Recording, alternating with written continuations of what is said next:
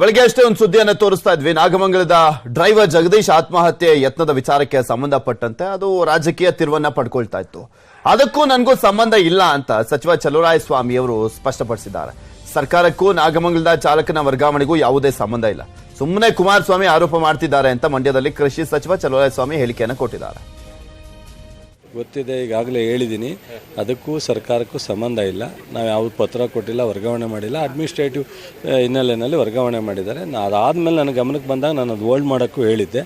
So hold ಮಾಡಿ ಅವರು ಅದನ್ನು ಎನ್ಕ್ವೈರಿ ಮಾಡೋದು ಸಂದರ್ಭದಲ್ಲಿ ಹುಡುಗ ಕ್ಯಾನ್ಸಲ್ ಮಾಡಿ ಅಂತ ಒತ್ತಡ ಮಾಡೋದ್ರ ಮೂಲಕ ಹೋಗಿ ನೆನ್ನೆ ಇನ್ಸಿಡೆಂಟ್ ನಡೆದಿದೆ. ಅವ್ರ ಕುಟುಂಬದವರೆಲ್ಲ ಅವ್ರನ್ನ ಬದುಕಿಸ್ಕೊಳ್ಳೋಕ್ಕೆ ರಾತ್ರಿ ನನಗೂ ಫೋನ್ ಮಾಡಿದರು. ನಾನು ಶಿಫ್ಟ್ ಮಾಡಿ ಅಂತೇಳಿ ಮಾಡಿಸಿದ್ದೀನಿ.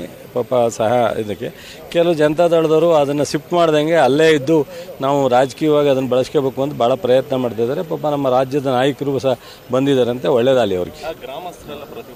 ಸೊ ಅದನ್ನು ಇಲಾಖೆಯವ್ರು ನೋಡ್ತಾರೆ ಬಿಡಿ.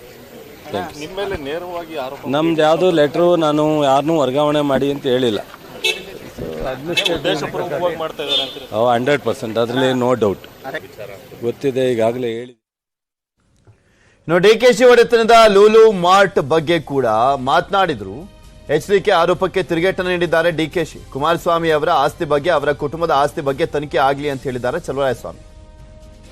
ಶಿವಕುಮಾರ್ ಅವರು ಕೊನೆ ಪಕ್ಷ ಬಿಸ್ನೆಸ್ ಮಾಡ್ಕೊಂಡ್ ಬಂದವ್ರೆ.